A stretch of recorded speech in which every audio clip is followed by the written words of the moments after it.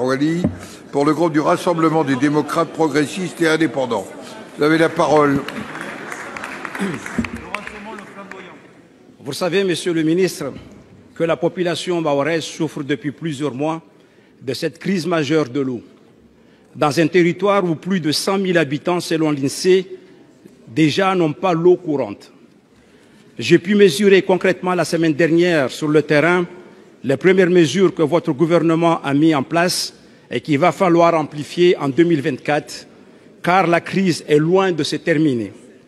Je veux aussi le dire solennellement qu'en période de crise majeure, tous les acteurs doivent tirer dans le même sens.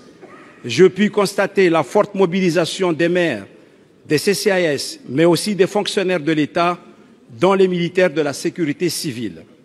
En période de crise, on doit se serrer les coudes, loin des querelles de chapelle et des égos de chacun.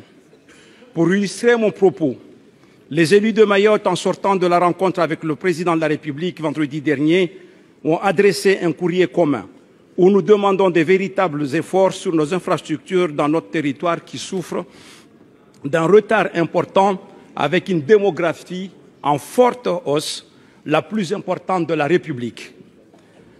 Quels sont les investissements, Monsieur le ministre, dans ce domaine que votre gouvernement prévoit pour sortir de cette crise de l'eau structurelle avec les échéances et les moyens financiers?